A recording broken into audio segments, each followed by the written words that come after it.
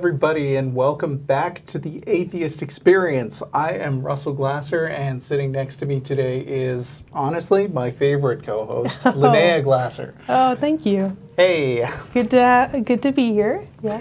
Good to see you back. It's been a long time. Now, I should mention we originally had a guest on the schedule, Noel George, who is the executive director of the Foundation Beyond Belief. Noel had to call in sick today, and we're all very sorry about that. The Foundation Beyond Belief is a great organization, and you should check them out still. But substituting for her now, we've got Lynnea. So today is Sunday, July 9th, 2017. We are a live call-in, internet-based atheist TV show broadcasting from Austin, Texas, dedicated to promoting positive atheism and the separation of church and state. You can catch us live every Sunday on YouTube or on Ustream.tv. The official Atheist Experience website is www.atheist-experience.com. You can provide feedback by commenting on the official show blog at freethoughtblogs.com/AXP. Email us at tv@atheist-community.org. Join the Atheist Experience official discussion group on Facebook.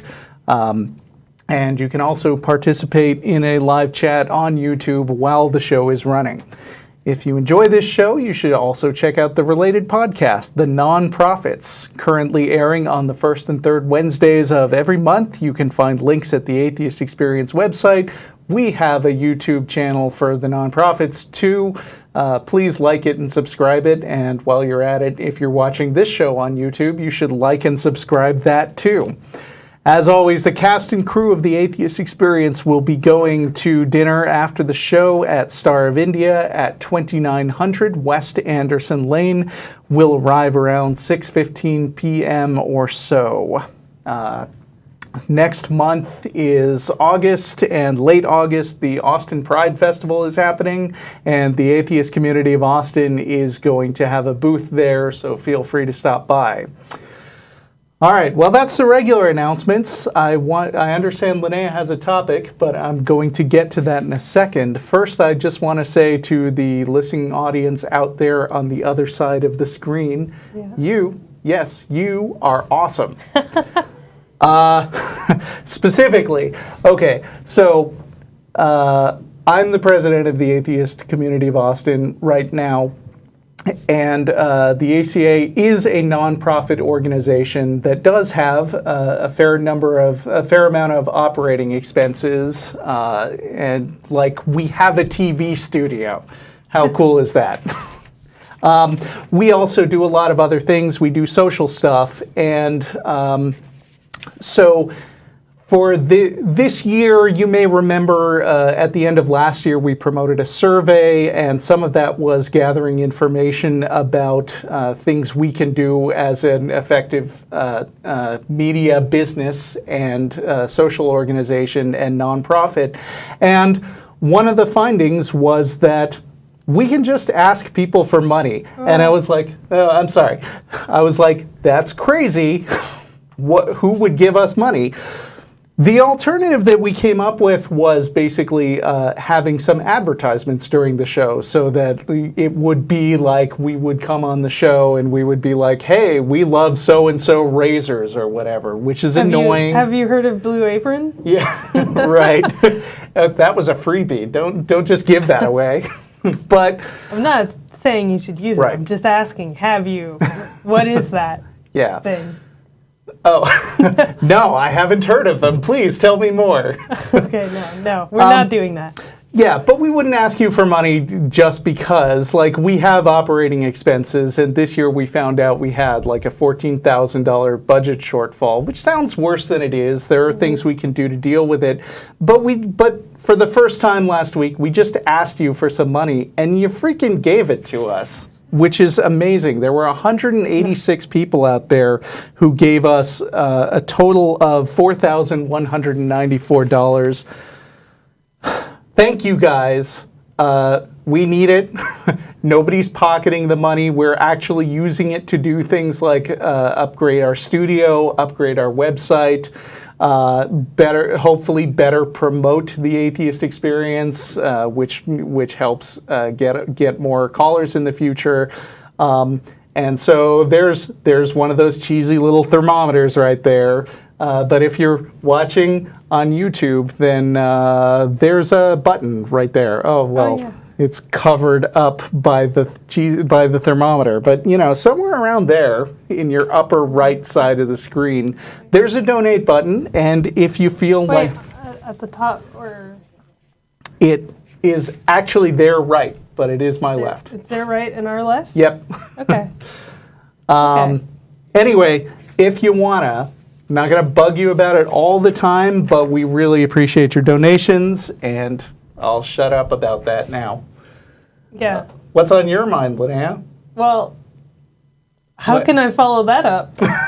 Yeah, that was such a great PBS-style pitch. Sure, yeah, that's what PBS does all the time. Mm-hmm.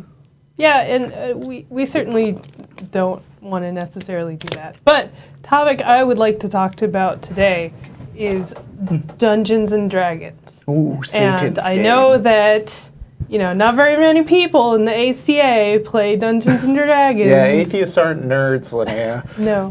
No, but there's a certain religious kind of unease, I will say, to put it mildly, around Dungeons and Dragons, especially when it first came out. And I think that, as to be expected, a lot of that is to deal with the source material that kind of treats demons and, monsters very casually and makes it into a game. And they don't like that. They don't like, treating such heinous creatures so casually. If I could just say, though, I think they probably took like 20 years to catch on to the Dungeons & Dragons trend. So now that it's a good bit later, I think they're realizing that Mortal Kombat exists.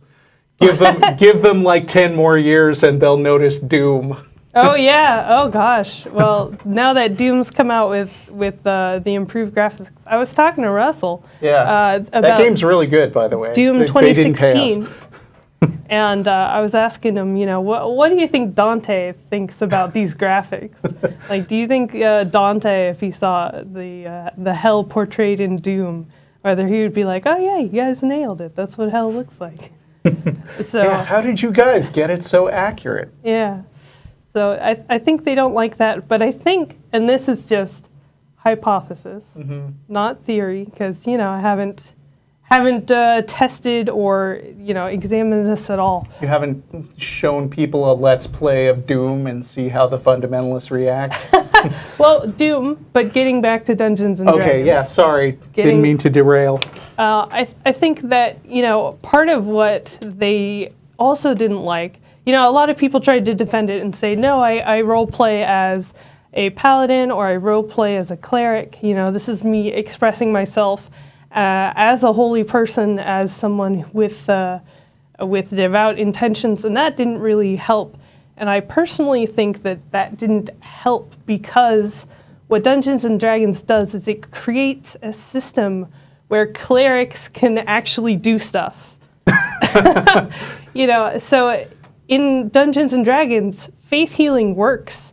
And it works in a very specific, measurable way. Oh, you think it makes them look bad? It makes them look. I mean, in the Dungeons and Dragons world, what you have is a system where you can test faith healing. You can say, okay, here are the clerics that have been claimed to be faith healers. Let's test. When they say they cast a healing word, what does that mean?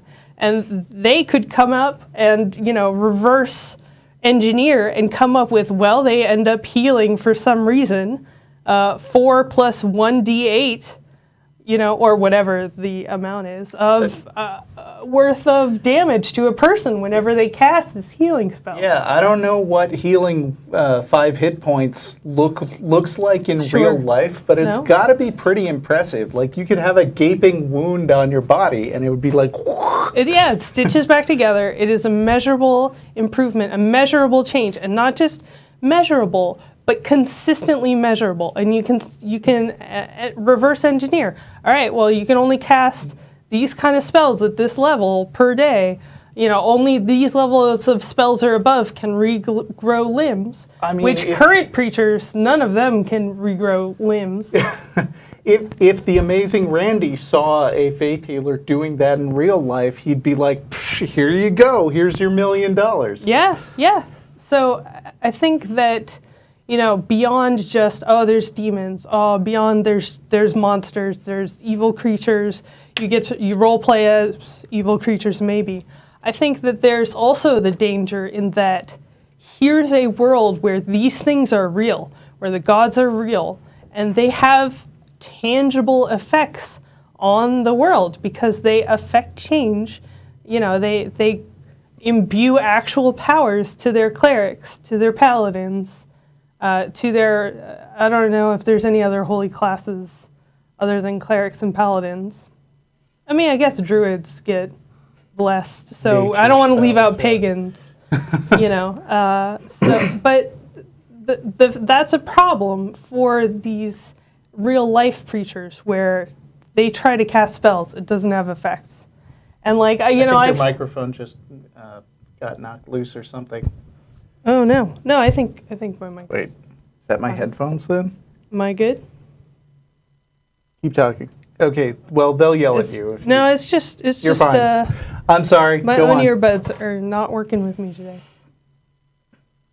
Yeah, so clerics work in Dungeons and Dragons, paladins work in Dungeons and Dragons, and that's threatening to Christian people, and I feel like that's got to be uncomfortable, and I feel like that leads them to a place where they feel vaguely uncomfortable about this system. They feel vaguely uncomfortable about this world, and they don't know why. It just kind of rubs them the wrong way and kind of, forces them into a place where they have to deal with these inconsistencies. And so they kind of just fall on the edge of, not going to think about it. I just don't like this game. This is an old holy game, bad game, don't play it. So that's my hypothesis, totally unfounded or whatever, but about Dungeons and Dragons. That's interesting and well said. I have wondered a lot why, Christians specifically choose to go after Harry Potter, but don't seem to be particularly bothered by Lord of the Rings, for instance. I mean, as far as I know, I know that Tolkien is a Christian, and I feel like they don't go after C.S. Lewis for his Narnia stuff either, which is one big metaphor for Christianity. But I'm not sure what the algorithm is for figuring out if something is a threat or not. Yeah, well, Lord of the Rings, I think that might just be one of those things that's it's so old that it's just from my generation. Yeah, sure. Makes sense. All right, well, we are ready to go to callers today, and we are going to start with King in Alaska. Hello, King. Hi, Russell. Hi, Lynnea. What's up? Hi.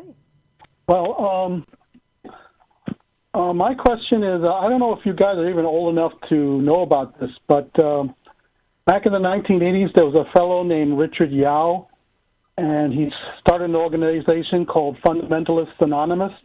Not familiar with him. I was wondering if you know anything about them and why he didn't hook up with Madalyn Murray O'Hair at the time, because from what I understand, Jerry Falwell and others like him pretty much stamped that organization out and pretty much put them out of business. And I was wondering, did you ever face any kind of pressure like that? I don't know that atheist groups pressure each other out of business. I think that atheists are a very small minority, and they're very hard to. They have a very hard time. Not atheists pressuring other atheists out of business. I mean, guys like Jerry Falwell and Pat Robertson pushing against, because that's what Jerry Falwell and others started this really extreme campaign to put Richard Yao and fundamentalist Anonymous out of business. I wouldn't be surprised. I mean, so a lot of what is at work there is that it's hard for atheists to get the message out because they are such a small group, and because like a lot of people want to be closeted about being atheists. It's gotten a lot easier because of the internet. People can find each other without outing themselves necessarily. Back in the 80s, it was probably harder to get the critical momentum up to get things going. Like, you know, I don't think I'm too young to have heard of a movement in the 80s. I've been an atheist most of my life. But I haven't heard of this guy, and I've heard of a lot of other atheists. So maybe he just didn't. You haven't heard of it, or you have heard of it? Have not. Oh, okay. Well, he appeared on shows like Brian Gumbel's show, and he debated Jerry Falwell. And I think Jerry Falwell saw him as a threat. And I always wonder why he never allied himself with Madeleine Murray O'Hair, because I'm pretty sure he would have gotten support from her. Maybe. I don't know. It sounds like an interesting part of atheist history, and now it has entered a sort of verbal history now that it's mentioned on the Atheist Experience show. There's a lot of historical things that sometimes end up getting lost. On the screen, I'm sorry. What did you say? I interrupted you. I was just saying that sometimes these historical things, the historical roots of movements fall through the cracks, and it's up to us. I'm surprised you never heard of him, because he was interviewed by Phil Donahue, and. Yeah, I mean, I'm old enough to remember that Phil Donahue had a show. I'm not old enough to have actually watched it at the time. I was too busy watching He-Man back then. Yeah. Oh, He-Man, the cartoon. Yeah. Oh, okay. Maybe he was too into Dungeons and Dragons, and that's why Jerry Falwell went after him so hard. Actually, I tried Dungeons and Dragons when I was in college, and for some reason I just couldn't get into it. I noticed you spelled Juneau wrong. I can see it on the screen. Oh, well, I didn't. But throw the team under the bus. Right. Sorry. Anyway, it's EAU, right? Right. Correct. Also, I just want to tell you guys you've been doing a great job. I've been watching your show for the last 2 or 3 years, and I tried to call in several times, and this is the second time I've been able to get through. The first time I spoke to Matt Dillahunty briefly for like 10 seconds at the very end of the show. Yeah, well, that'll happen. Congratulations on making it on this time. Yep. And thanks for calling. Anyway, Yeah. you're welcome. Keep up the good work. Thank you very much. See you later. We are going next to Jason in New Mexico. Hey, thank you for taking my call. How are you guys doing today? Hi, Jason. Good to hear from you. Good. Hey, my question was, I'm religious. I'm a Christian. But the question I had is, I was having a discussion or argument, if you want, with a friend of mine, and he's an atheist, and I'm not sure. I was trying to understand his position there. To kind of make a long story short, we boiled it down, based on evidence, and we got to a point. I guess we reached an impasse where I can't, quote unquote, prove the existence of God. He can't prove that God does not exist. He suggested I call into you guys, so that's kind of where we're stuck with in our argument at this point. I offered up the Bible as evidence, but he did not give me, he did not accept that as evidence, which I understand to a part. But the real question is then, I asked him, well, then can you disprove the existence of God? And he was able to do that as well. So I wanted to see what you guys had to say about that.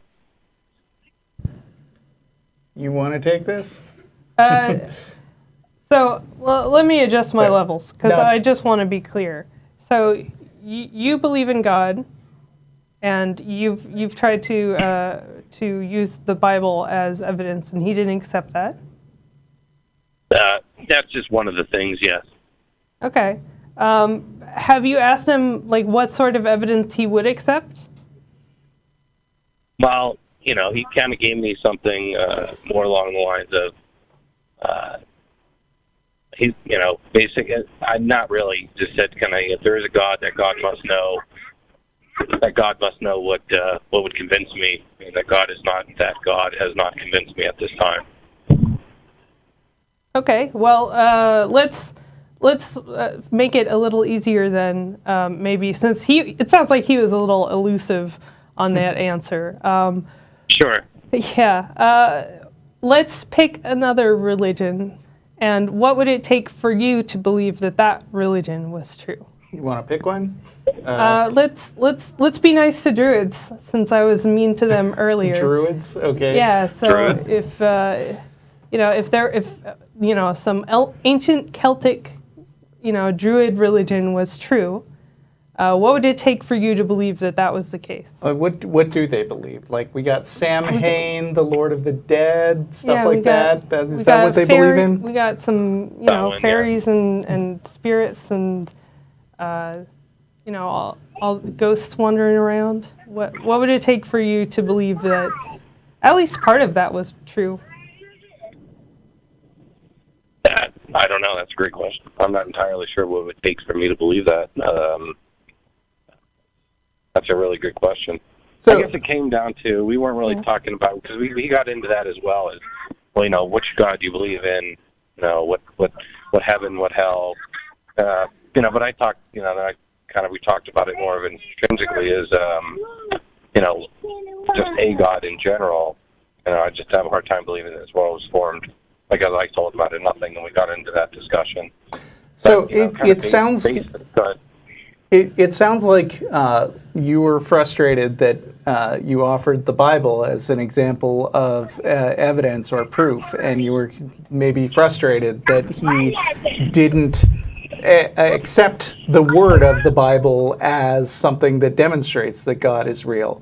And I think that maybe that is something, a way that Christians and atheists sometimes talk past each other, because I feel like, correct me if I'm wrong, but as a Christian, sure, you've always started with the given information that the Bible is divinely inspired and everything that it says is true, or at least based on some kind of divine inspiration, right?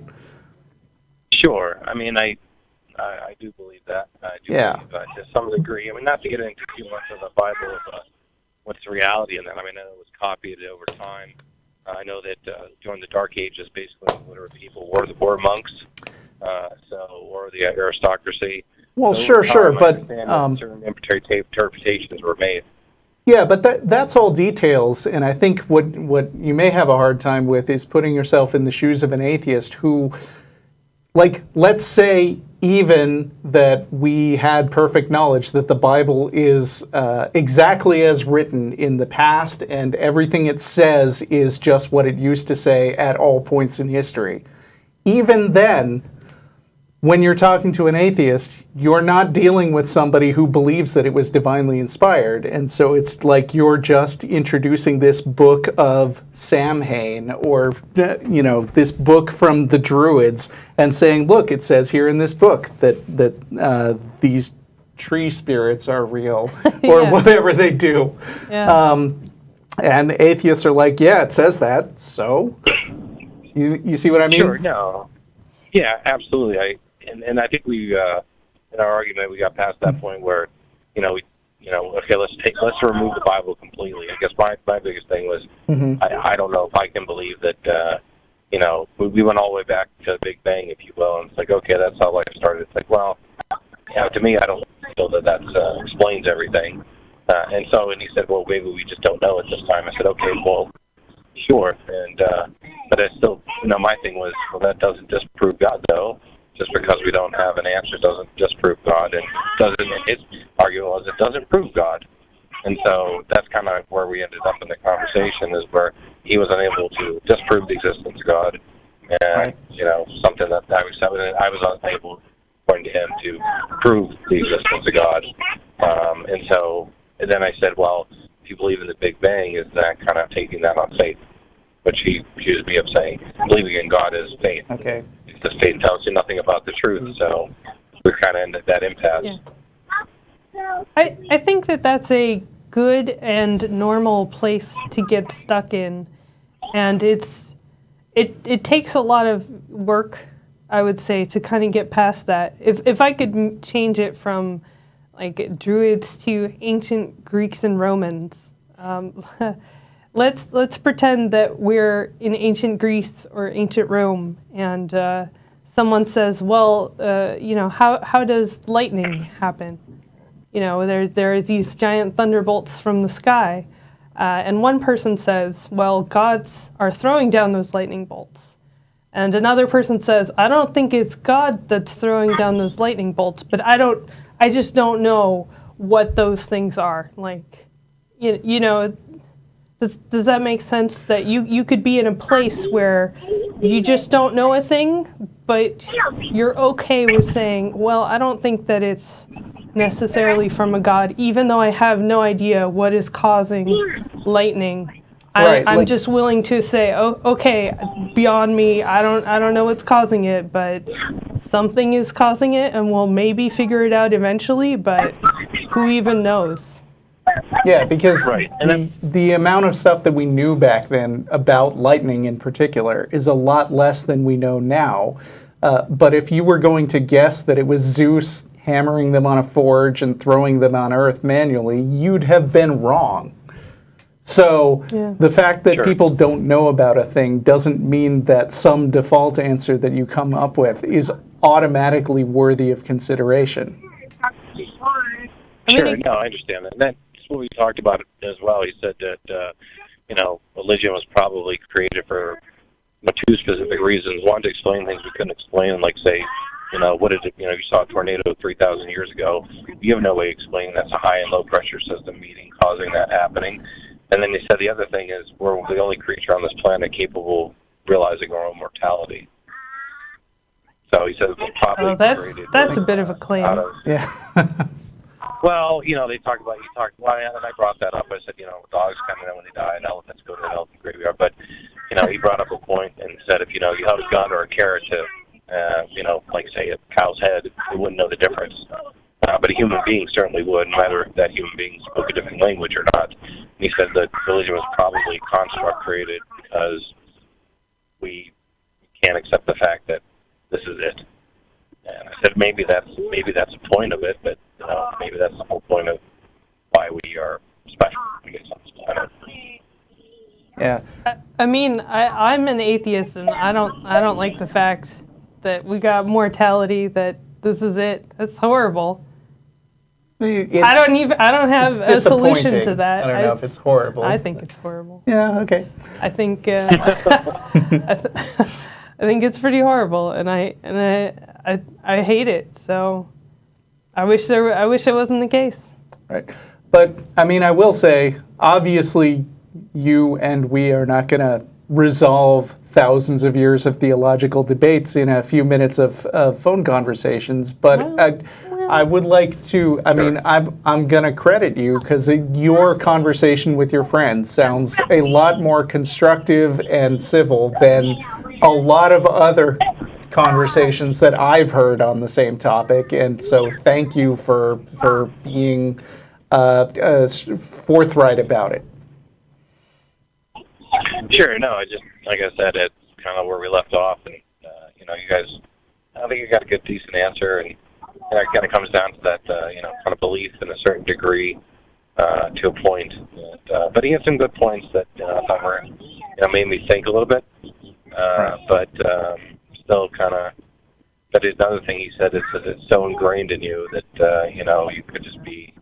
A better lack of a word, brainwashed in a sense. So that may be right. True because that's all I ever knew. So he said, "What happens if you were born, in another place on Earth?"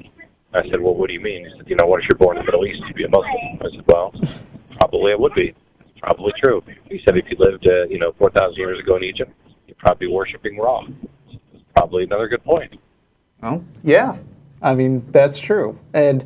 I mean, just to make sure this doesn't go unsaid, like you mentioned earlier that he can't prove that there isn't a God, and you can't prove that there is one.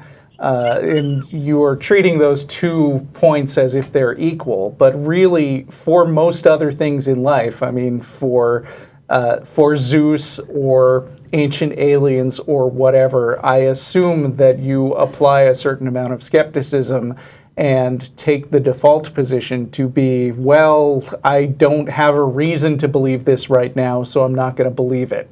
And that's basically what atheism is. And I don't think that default believing stuff people tell you just because it's in a particular book somewhere is a policy that you'd follow if it weren't for the fact that you were raised that way. I think that's a good point. That's a good point.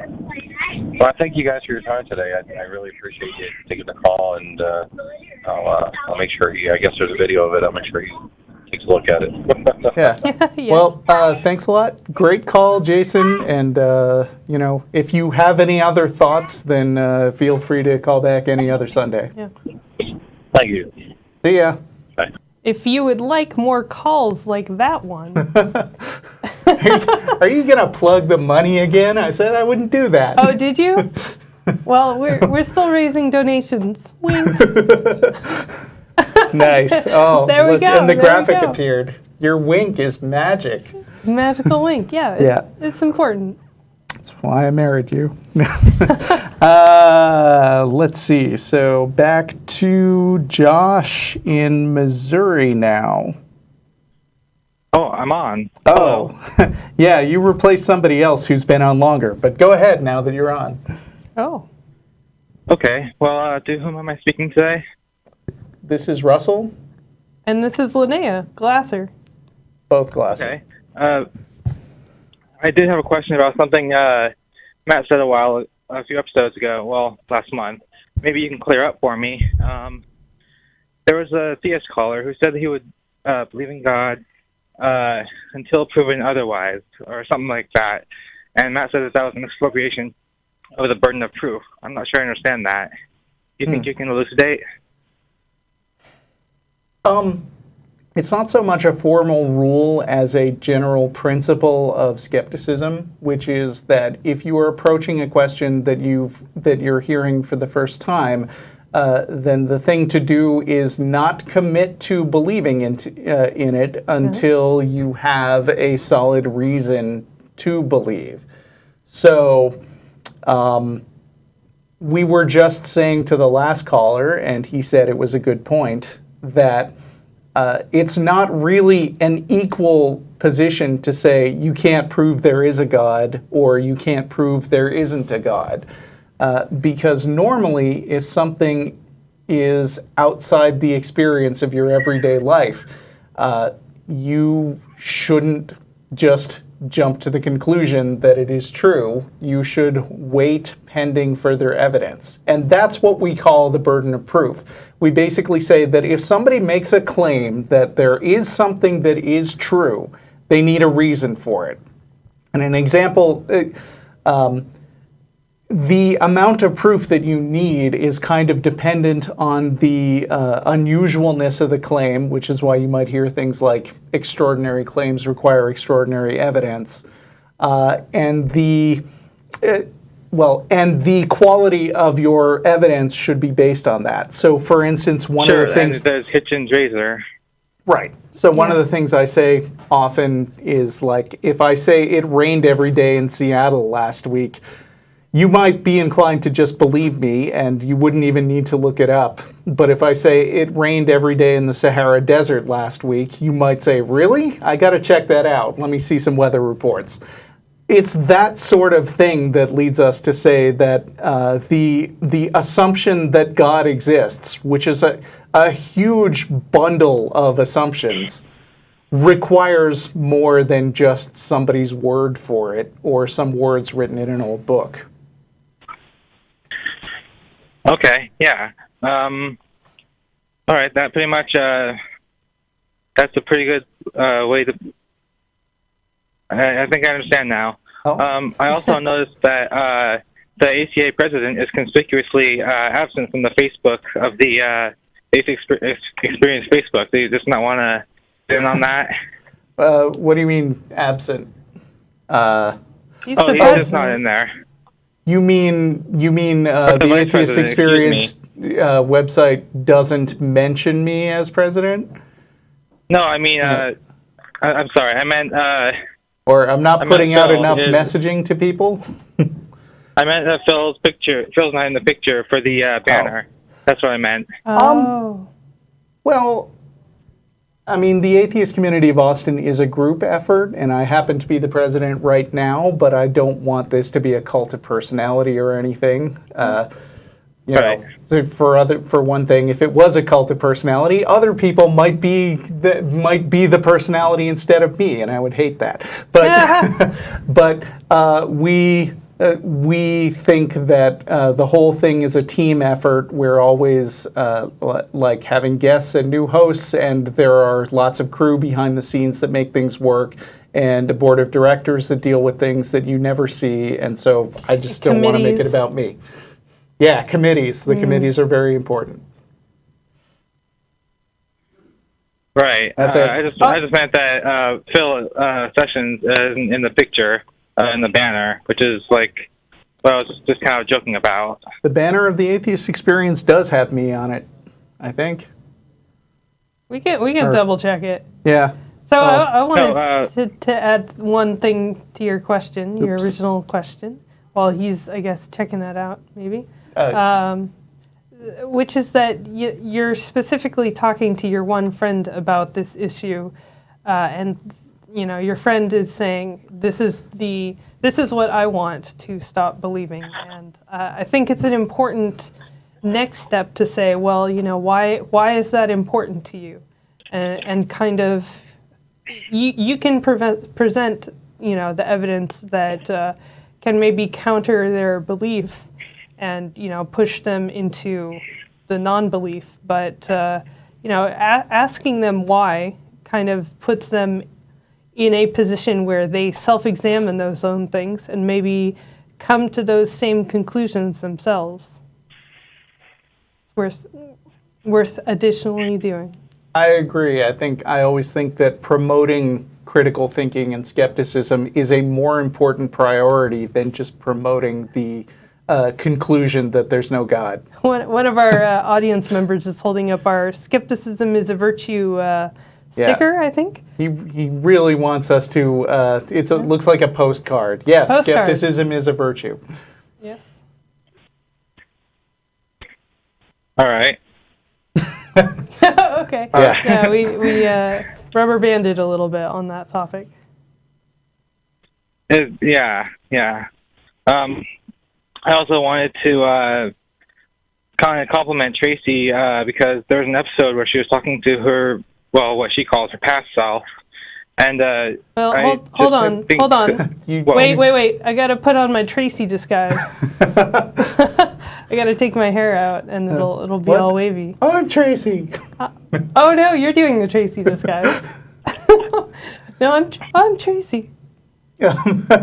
I can pass on your compliment to Tracy, but she's not here right now. So odds are. I'm just hoping that she'll hear the episode and or maybe pass it on.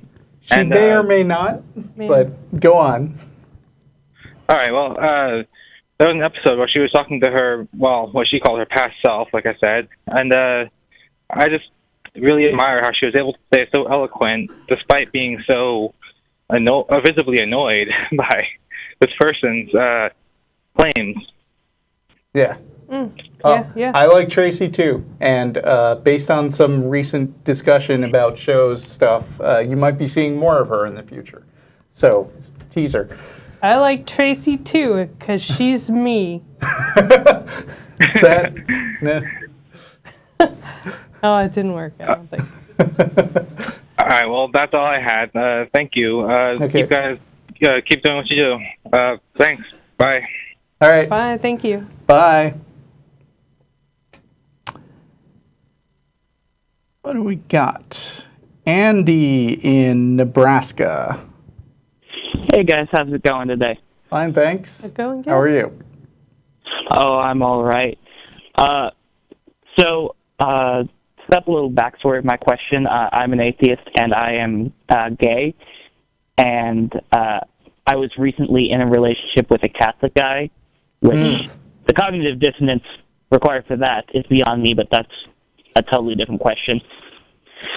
But basically, there was a lot of tension in the relationship because, we had such opposing views, and I was wondering if you guys thought it's feasible for a theist and an atheist to maintain a relationship like that, and if you have any tips regarding that. Man, I got to tell you, you called on the right day, because overanalyzing other people's relationship problems is our specialty. Oh, absolutely. Oh, good. Okay, I got nothing.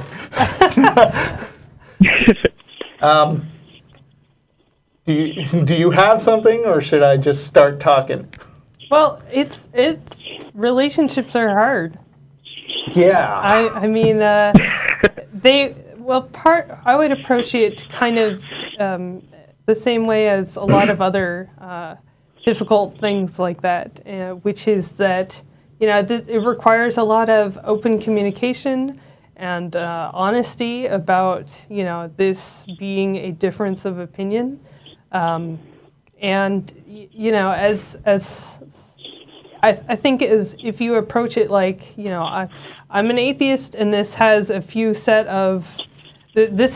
implications of things that I believe differently from you as a Catholic. Like, are you okay with that? Do we need to figure something else out? Like, figure out some sort of compromise, and then discuss things as they come up. I don't know. The Big Sick just came out, which was good movie. A pretty good movie that we both saw about a more stark kind of divide between a Muslim family and kind of a maybe atheist relationship going on. That was easier though, because I think they were both kind of less serious about their religion. Kumail and his wife. Relationships require like mutual appreciation and respect and open communication, and they are difficult. And I'm sure anybody who's watched this show will let you know that atheists talking to Christians right off the bat is not the easiest person in the world. And when you throw in that you're trying to have these conversations, and also it bugs you that they won't, pick up clean up their toothpaste or something, then that just multiplies the difficulties of getting along with somebody. I would never say that it is impossible to make a relationship with different religions work, but you both have to come to some sort of understanding of what you both want out of your relationship with each other, and be willing to basically back off when you're getting on each other's nerves. And depending on the seriousness of the religious partner's belief, they could actually believe that you're going to be tortured forever as a result of your point of view. And that's sad and scary to them. Yeah. And they can't necessarily just not talk about that, but that's going to be the kind of thing that gets on your nerves. I'm speculating here because you haven't told us too many details about what made the relationship challenging, but I believe that it was. Well, one of the details was that it was a gay relationship between an atheist and a Catholic, and I think that Catholics got guilt. Well, there's that Catholic guilt, and that puts a lot of pressure on you, I would imagine, to kind of, help them deal with that guilt that you don't think that they should really even have, because it's from the religion, but and it's not from anything real, we'll say. And that sort of was one of the things that was causing tension, because it's almost like he was trying to get me to feel that guilt too, because we'd have like a romantic Saturday, and Sunday he'd tell me, hey, I went to confession for last night, and it's like, Why? No, we had fun. It was a good night. And I think it's right for you to, to be kind of upset that he feels guilty about that. But, part of the dating someone religious is understanding that even though that makes no sense, part of a relationship is understanding that even if you think the other person's point of view makes no sense, you still got to be like, all right, well, you for some reason want to mess up your toothpaste. I don't get that, but if that's important to you, okay, fine. Let's figure out how to deal with this toothpaste issue. I don't know why we've settled on that, because Russell and I don't have a toothpaste issue. We don't. I just threw it out there. So you're stuck on it. Well, you brought it up, and I was like, well, let me just continue with that. So we've apparently invented a toothpaste issue now we have one. Now we have Yeah, one. now there's gonna be a toothpaste issue. But it's important to say to kind of approach things and say, I don't understand this. This is not something that applies to me, but I understand that it's important to you. So let's try and deal with it on those terms and figure out some sort of compromise. And even if you don't understand or agree with it, just be like, well, okay, I accept that. But also don't do it in a way so that you absorb that guilt and you're like, oh yeah, obviously you feel guilty because we should be feeling guilty. It's a tough line to walk. Yeah, and I think it would be easier if it was like a more progressive Christian, but Catholic made it like super difficult to overcome. And you said that this relationship is not ongoing, right? Am I understanding that?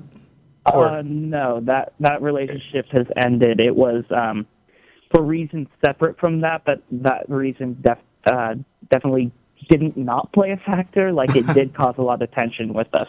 Yeah.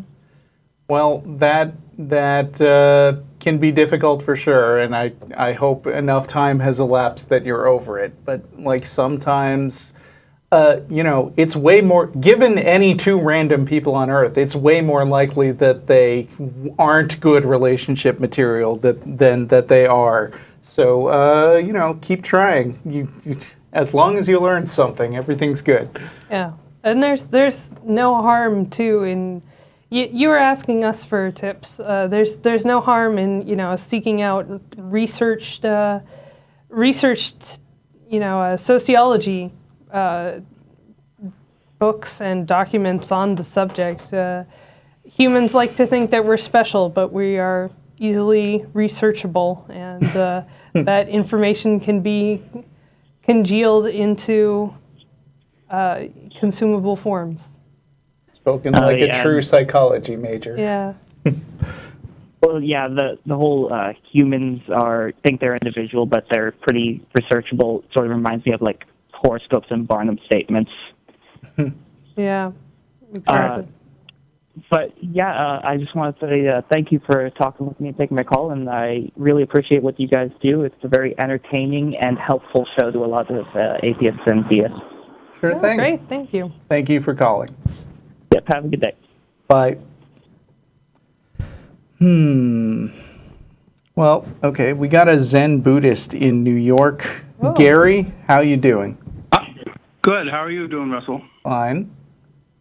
Have you called before? No, I haven't. This is my first time calling. Okay, well, welcome to the Atheist Experience. I'm sorry? Welcome to the Atheist Experience. Oh, okay. Yeah, I'm very, very nervous. I'm basically calling about something that I read a while ago, a few months ago. I think it was on a website that Hemant Mehta was maintaining, and likely he writes everything. He's just blogging 24/7, as far as I can tell. Oh. Friendly atheist at Patheos. Yep. Right. I was looking for the quote that I found before that was troubling to me, but I can't find it now, and maybe he's changed his mind on that issue.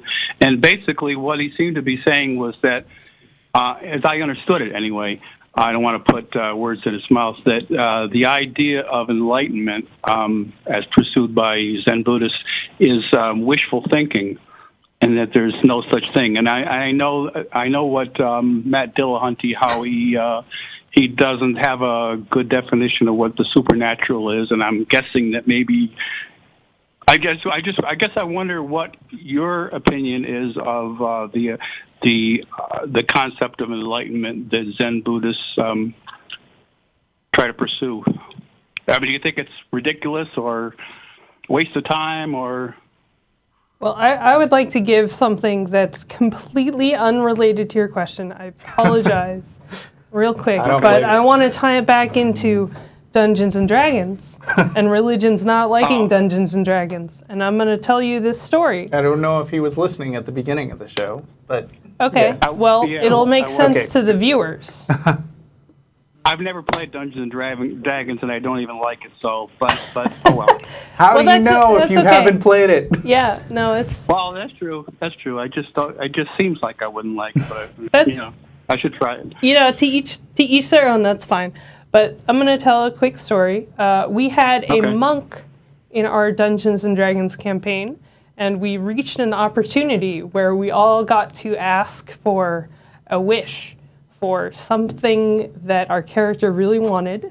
And the monk asked for true enlightenment. And the monk realized that he was just a Dungeons and Dragons character. Because that was true enlightenment for that monk. So enlightenment... Not very satisfying to the player, I bet. No. Well, that was pretty good for the player, because then from then on they were just like, we're just numbers. we are just numbers on a page. So he was very depressed. He was very weird, weird meta funk afterwards. But to tie it back in, which is that in Dungeons and Dragons, Christianity has a counterpoint which shows the weaknesses of Christianity, because Christianity can't live up to that counterpoint. And I would say similarly, maybe Buddhism also can't live up to the Dungeons and Dragons counterpoint, where you could wish for true enlightenment and achieve it. Yeah, well, I mean, I think a Zen Buddhist would say, no, that's ridiculous. You can't wish for enlightenment. You have to not wish for it, and then you'll get it. Oh, okay. That's what Buddhists talk like. But sorry. Well, I think part of it is that neither Russell nor I are qualified. We're not versed in the topic to speak to Zen Buddhism. So while we may disagree with the idea of enlightenment, I don't know that we would necessarily go so far as... Well, yeah, but I mean, I just thought it occurred to me that maybe we should have started out on a different footing instead of guessing whether enlightenment is or isn't a concept that makes sense. We should have just started by asking, what is Zen enlightenment? And if you tell us that, then we'll tell you if it makes any sense. To us. I mean, you name-checked a couple of people who aren't us and said they don't agree with it, but that doesn't help, because we're all our own people. Mm-hmm. Well, I getting back again to what I thought Hemant Mehta said, that I mean, if what he was saying is true. I mean, I'm just going to tell you here, nothing particularly against Hemant Mehta, but I don't even know him all that well. So, like you telling him, like you telling me what he thinks is interesting. It might be a good conversation starter the next time I see him. But I mean, like, we don't all have the same opinions about things. Yeah, I was just and going to say, Hemat's got some wonky ones for sure. I was just going to say that I guess I'm making the mistake of just assuming that he's representative of all atheists I know. Yeah, no, don't make the mistake of thinking any atheist is representative. I'm going to let you in on an atheist secret. No, don't tell them our secrets. I'm going to let you in an atheist secret. Atheists have sex. We have SECTS. Oh. We have... And the other one too. We have different denominations. I'll use that word. But we don't have names for any of them, and they're all kind of loosey-goosey. So They're informal. Informal, loosey-goosey. We don't even have really names for him, so he doesn't necessarily belong in our denomination. So I guess to sort of wrap it up, you're saying you really have no opinion one way or the other as to whether it's possible for someone to attain enlightenment, whether it's a ridiculous pursuit or. No, we did. I mean, you didn't answer my question. What is it? Yeah. What is this thing that you're trying to get me to render an opinion on? I really don't. I mean, I've been doing it since roughly the early 80s, and I really don't understand it yet myself. Oh, okay. So it doesn't even make sense to you. Well, it's not that it doesn't make any sense. It doesn't make as much sense as I would like it to make sense. Okay. It's kind of it's something that you can't really grasp, I guess, with your mind. It's I guess it has to do with that sounds like a fancy way of saying it doesn't make sense. Well, sorry. I mean, I seem to be going through some sort of a spiritual crisis, partly because I'm just wondering if it's really worth it. All this practice I've been doing, am I really getting anywhere? Should I just give it up and? So I mean, wow. Okay. I mean, I don't want responsibility for deciding whether you have a crisis or not. But I will tell you that there are a lot of different groups that will make a lot of different claims about how your life or your fulfillment in life, your basic ability to be happy and enjoy things, is all dependent on you accepting some truth that they'll tell you without evidence. I mean, the Christians will tell you that without any particular reason behind it, that you are risking the loss of eternal happiness if you don't accept this Jesus character. But they can't give you convincing reasons for it. And I think, it feels to me like the Enlightenment concept is a big deal, although maybe the stakes aren't as high as choosing between eternal happiness and eternal torture. But I mean, it's still, you still might want to consider that maybe it's just a marketing pitch that you've accepted. Like, if you're unhappy that you haven't managed to achieve this thing, but you still don't quite know what it is, and you're not able to clearly see examples of it, maybe it's them and it's not you. Well, it's something that said that it's not very easy to accomplish in one lifetime. Of course, that gets into the idea. Yeah, but I don't have any evidence that there's more than one, so that's no help. Well, I don't believe that part of it either. But I guess it's possible to achieve in one lifetime if you really work hard at it. Well, my thought on that is that you've worked on this really hard. And that's not for nothing. I mean, well, that's not nothing. I mean, that was still an important part of your life. I would say, that maybe that meditation or that, internal looking into yourself, self-introspection. Right. Those are important things, and maybe that doesn't necessarily mean that there's a larger goal of a vague enlightenment for you to achieve some sort of perfection, but maybe those exercises are still helpful or enjoyable or whatever for you, and that's kind of without anything necessarily magical or spiritual, that can still be a valuable and a valuable way for you to kind of, manage your life and manage your thoughts and, help center yourself in whatever way that means. If you will permit me one joke, if you do find yourself... Denied. Oh, no. If you do find yourself, kind of giving up on all of it and you need a new hobby, why not Dungeons and Dragons?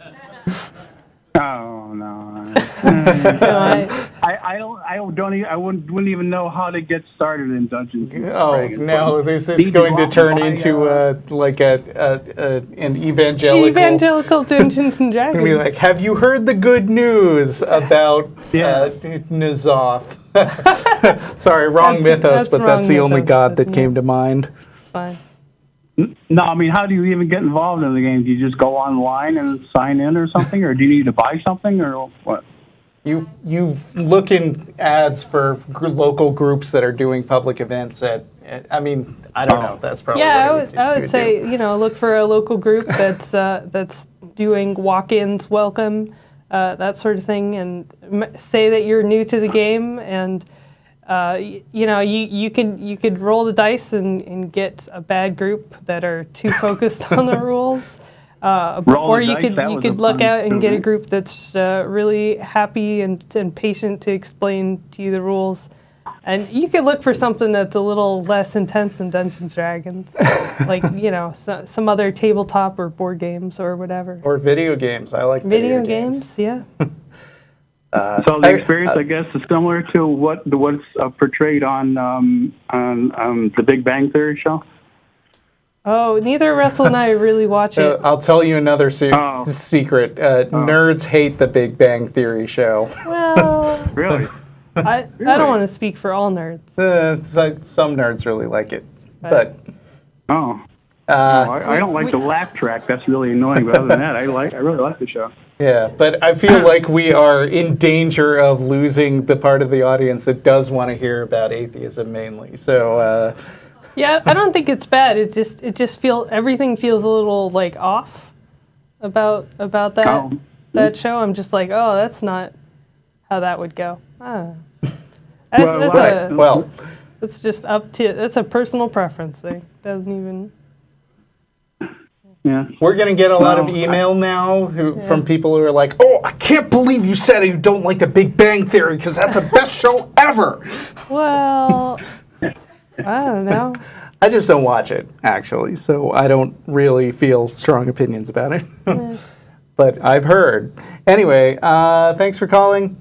It's very popular. Okay. It is very popular. Yes, thank you. I hope that this helps you. And if it doesn't, feel free to call again. Good luck finding enlightenment or giving up on finding enlightenment, because that would be a very Zen thing to do, too, I think. Ooh. Bye. Yeah. Okay. All right. Bye-bye. What do we got? 25 minutes left? I think I have to take this call. Oh, okay. Although I can't be 100% sure if it's real, but Ali in Lebanon? Hello? Hello. Hi. Hello, am I on air? Yes. Yep. Oh, hi. How's it going? Fine. How are you? Okay. Hello, I'm calling from Lebanon. It's a small country. I don't know if you know what it is, but it's a small country. I'm aware of it. Oh, okay, cool. That's nice. I'm also, so I have a few questions. Okay. So a few days ago, I learned about atheism. Am I saying it right? I'm sorry, my English is not the best. Okay. So I'm sorry if I say things that are wrong. But I learned about the atheism a few days ago, and I'm shocked, to be honest. Okay. Not in a bad way, but in a very surprised way about the existence of like people who don't believe. It's very shocking to me. And I found out about this after I'd fully read the Quran for the first time. And I realized that there was a lot of things that are maybe not the most nice and not the most, moral inside of the Quran. I don't, astaghfirullah, I don't mean to say that, but in the way that it's very violent in some places. And it got me thinking, like, why do you not believe? What is your proof that there is no? That is what I need to understand. There is no doubt. Why do you think so? We're back to the first call topic again.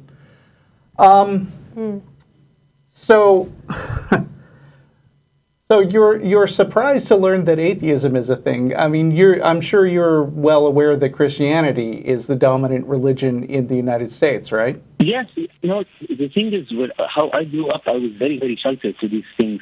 I only found out about Christians in the 5th grade, and this is the first time I hear about atheism. This is just, it blows my mind, really. It really does. Like I didn't know this stuff. Did you have access to the internet back then? Like, I don't know how old a guy you are. I'm 16. Okay. Okay. Yeah, but I don't have access. It's just not something I ever researched or considered, or it never entered my mind, because ever since I was a kid, I was just raised this way. So it surprises me. But my first question was, because I have a list of questions I wrote down, and my first question was, what is your proof that there is no? You know what I mean? What is your proof that there is no?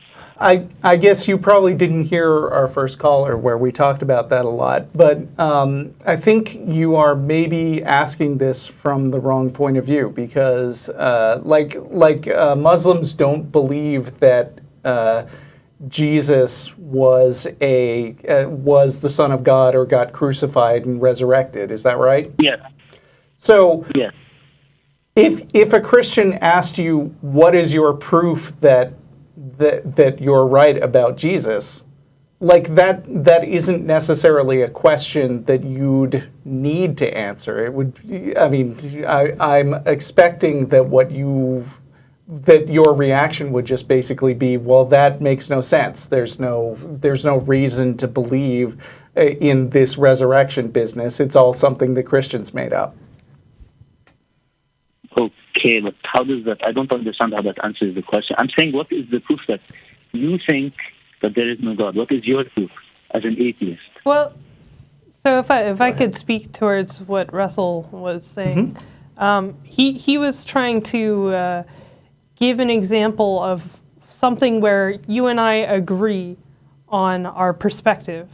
That you and I agree on the perspective that Jesus Christ was not crucified and did not resurrect. And then we were trying to say something like that same emotion, that same thought and approach, we apply towards other things too. Yeah, I was trying to make an analogy by saying you don't just automatically accept anything anybody tells you as definitely true. And so, and the more unlikely or outlandish, like Jesus being resurrected, the less likely you are to just accept it and look for proof to believe in those things.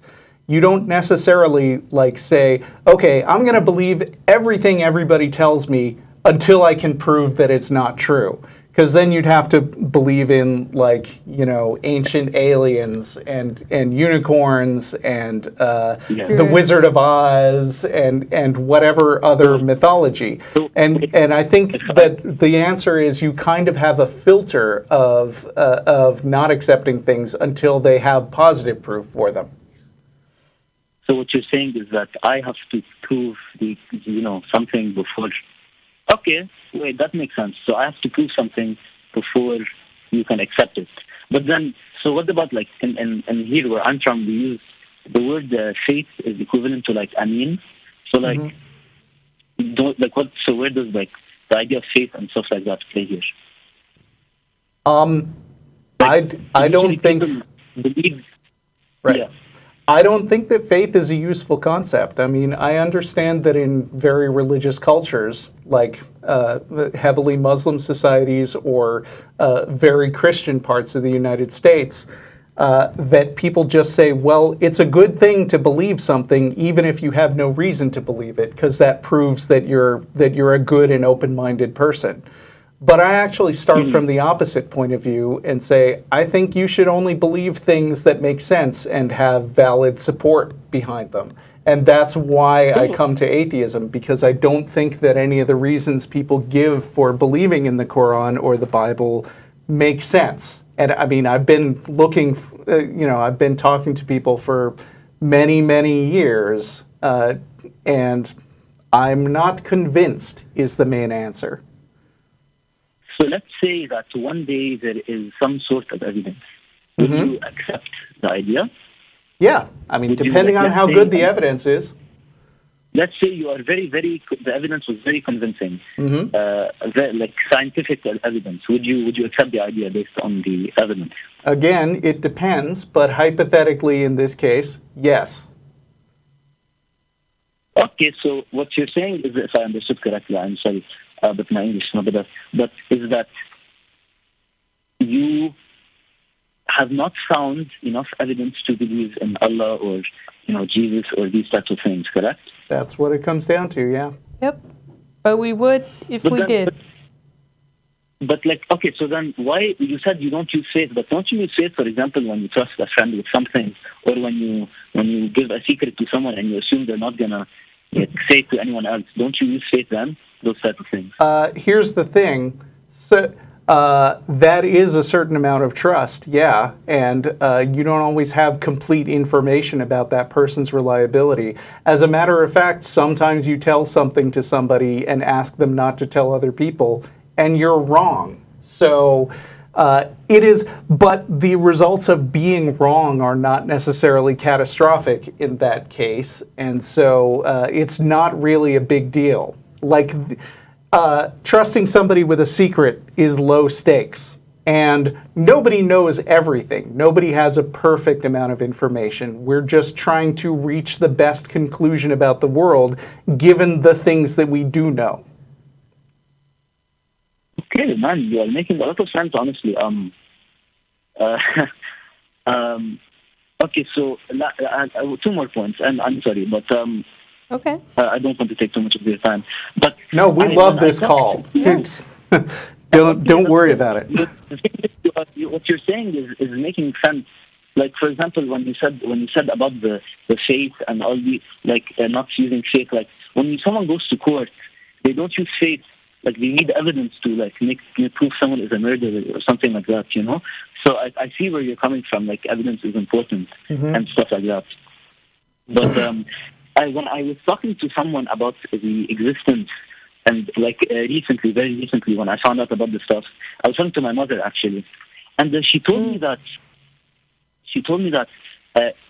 the universe is so, everything in the world is so complex, it's so complicated that there is no way, it could have been anything but God.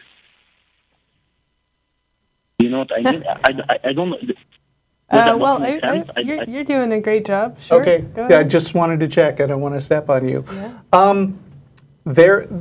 So lack of knowledge is one of the. Elaborate just for 1 second. Okay. She told me about this. She heard about she told me if she found a watch on somewhere. The watchmaker argument. Yeah, that was. I googled it. It's something like teleological, something along those lines. Yeah, so I heard about. But it seemed pretty convincing. The fact that if you had a watch complicated enough, you'd assume it was, there was some sort of perfect being that designed it. And same thing here. Yeah, so with the universe. you're going with the complexity argument that the more complex something is, the more likely it is to have a creator. But here's the problem with that. Ironically, it's a Christian argument. Well, yes. I mean, I didn't want to. Yeah. I mean, go on. But you do your thing. No, yeah. I mean, that was invented by a Christian bishop or something named William Paley. So, I mean, we're familiar with this stuff because a lot of these talking points tend to come up over and over again when we do this show. But here's the problem with what you're saying. If a God existed who is smart, powerful enough and smart enough to create everything else in the universe, wouldn't that God be pretty complex himself? Yes, I guess so. So by the same argument, wouldn't there have to be a super God that created the God? Because, I mean, if there has to be a designer for everything complicated, then there even more has to be a designer for a God. Yeah, but usually, so when I was younger, I used to go to these, the equivalent of Sunday schools for these type of things for Islam, essentially. I used to ask these type of questions, who created God? But most of the time, they just say, God created himself. Why isn't that I don't know. It seems like it would work if God created Himself. I mean, I don't know. I'm sorry, I didn't quite catch that. What was the answer? The answer was, they just say God created Himself, and the answer isn't ever like. You know that's not an answer, though. Yeah, right? Yeah, see, that's where I always wondered. That's the thing. I always wondered these types of things, but I don't know. It's just it's very weird for me. Yeah, I mean, I'm trying to understand it. It's that kind of answer that makes a lot of us atheists feel justified in withholding belief, because if you poke at these supposed answers to all the questions in the universe, if you start with, okay, God exists, now what are the implications of that, and you start like turning over the implications and asking more questions, it doesn't take very long at all for religious figures, the kinds of people who are supposed to be the experts on this, to say, oh, that's a bad question, we don't talk about that, or no, it makes sense, he created himself. Like, when you ask where did the whole world come from, and somebody says God created it all, that feels like it's an answer to the question, but it's really just punting the problem down the road, because you quickly see that when you answer that and then you try to ask, well, where did the God come from, the answers you're given seem like cop-outs to me. Mm-hmm. So they're like avoiding the question more than actually answering it. Yeah, right. Exactly. Is that what you? And yeah, okay. One of the things that I'm taking notes while you guys are talking, because I want to, not forget these type of things. So when it comes to like the complex thing, so you're saying that since God is more complex, then something has to have created God. And I wrote that down. Is that what you mean?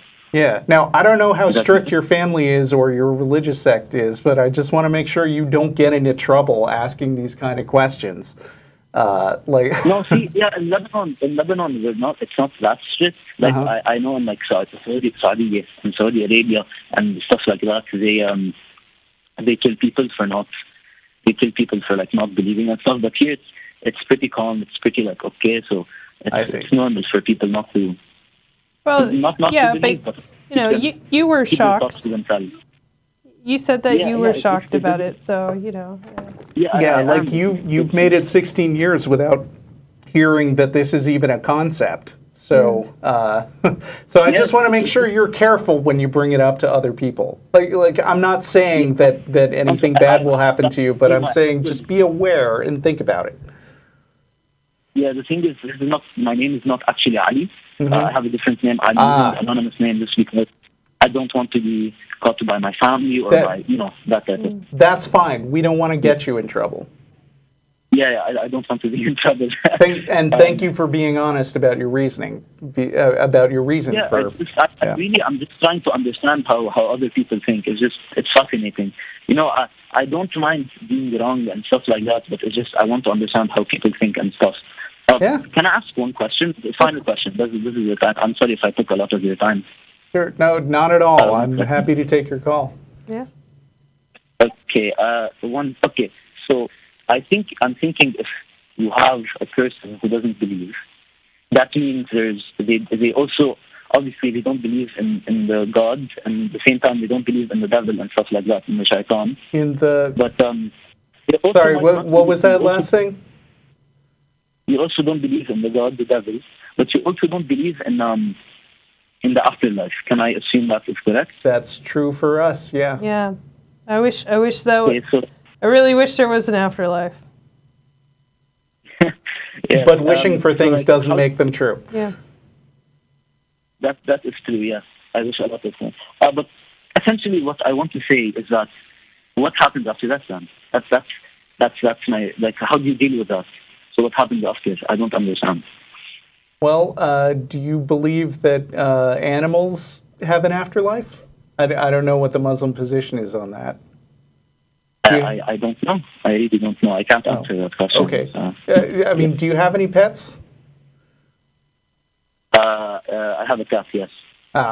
I mean, so a lot of religions have no problem believing that cats don't go to heaven or hell because they don't have a soul and they just stop existing when they die, which is a hard thing to think about if you personalize it. But there are a lot of things that you're probably familiar with where they do some sort of process while they work, and then when they stop working, when they break down or they die or something, they just don't work anymore.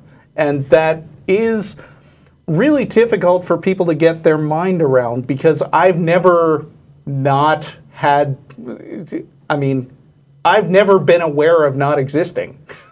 You know. Yeah. Oh, yeah, you have. What? Every night when you go to sleep.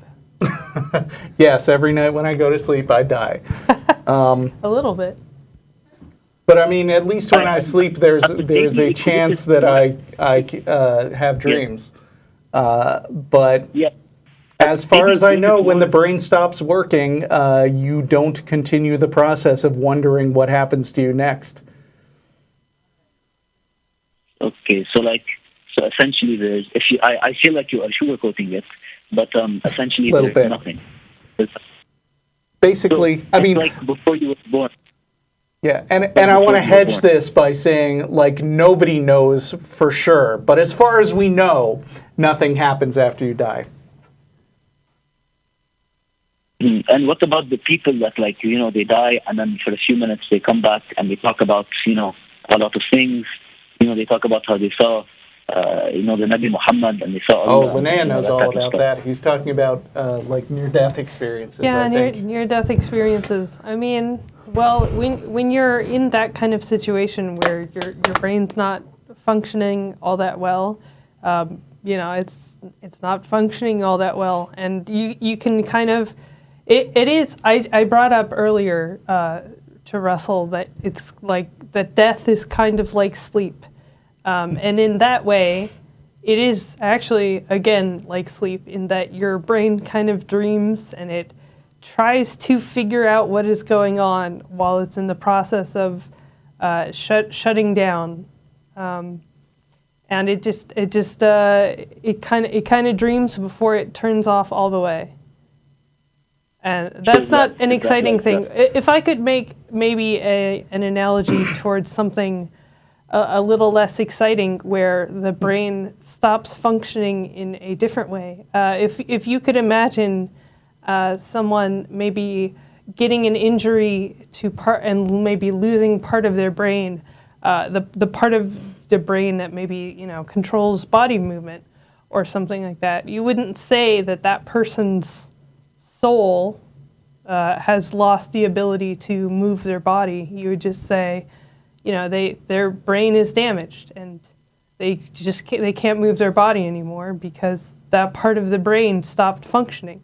And if you just extend that out to all of the parts of your brain, you know, the part of your brain that interprets speech, the part of your brain that sees visually, the part of your brain that hears, the part of your brain that, you know, interprets what's going on, all of those parts are just being damaged or falling apart slowly. So, but is it science, or are you do you think this is what happens? Like, do you know this? What this is? Like you said, you said when somebody when somebody's like near death, is that what you said? That their brain like isn't really aware of what is happening. Like, is that scientific, or did you just like think is that what's happening? Yeah, well. Psychology is not an exact or perfect science, but there are a lot of things that people can do to analyze and measure your brain activity. And, you know, if you, I mean, you know, you are getting towards the age where you could potentially go into a university and take classes on things like psychology and neuroscience, depending on what's available where you live. And I think what you'll find is that a lot of the study of how the brain works involves finding out which parts of the brain are firing as people are thinking or doing certain things. And there's a lot of research that's been done on the topic. You can read about it even if you don't take classes on it. And I think what you'll find as you get into the subject is that your brain directly causes the signals to your body that make you move around and do stuff and make you conscious. And when parts of the brain die off, the corresponding ability to do something with your body shuts down also, which is why people get paralyzed, people go into comas. That's what I was talking about. Yeah. I want to go back and say that I think that the question you asked is a good question. Mm-hmm. How do we know that that's what the brain is doing? How do we know that it's not actually, actually experiencing those things? So I'm going to pose a question for you. Can you think of some sort of experiment or question that we could ask that could determine the difference? Wow. I don't know, honestly. No, I couldn't answer it. I think that is one of the most important questions to ask yourself whenever you have a question like that is to ask, okay, so there's this thing I don't know. What kind of test could I do to tell the difference between whether it's true or not? And then the next question you should maybe ask is, has anybody already tried this? Let me look it up. Yeah. And I was cheating when I asked, because one of the things that people have studied with this is, what do these experiences look like? Because if this was a true thing where, we go to an afterlife after we die, we would expect them to be consistent all across the world. And it turns out that those experiences are not necessarily consistent. They tend to reflect what the person's religious belief is. See, that's what I was thinking, is that, when I hear a Christian has a near-death experience, they see, Jesus. But when a Muslim has a near-death experience, they see Allah.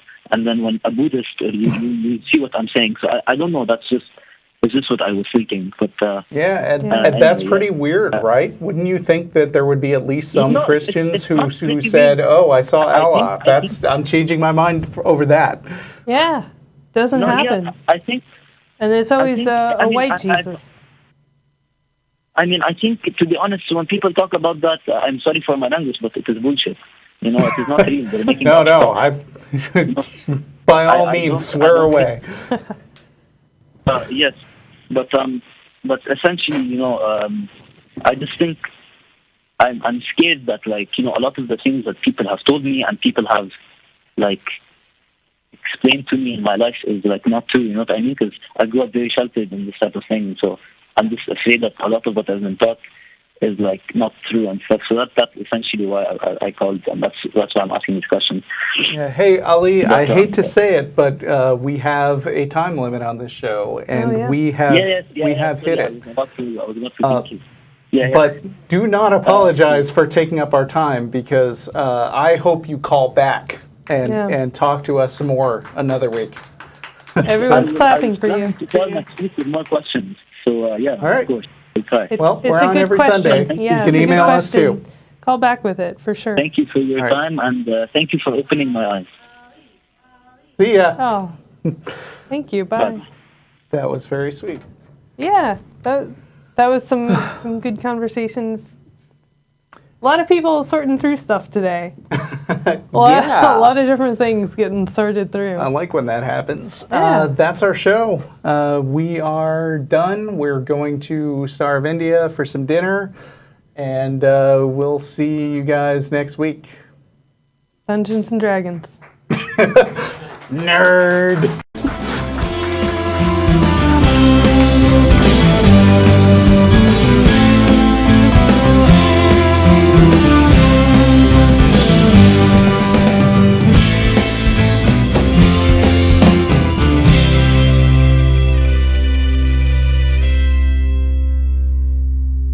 This is Russell Russell Glasser, host of The Atheist Experience. You know, The Atheist Experience is made possible by volunteers and the generous support of viewers like you. If the promotion of positive atheist culture and separation of church and state are values that you hold, please consider contributing by becoming an ACA member or visiting our product page at evolvefish.com under the Partner tab. Thank you.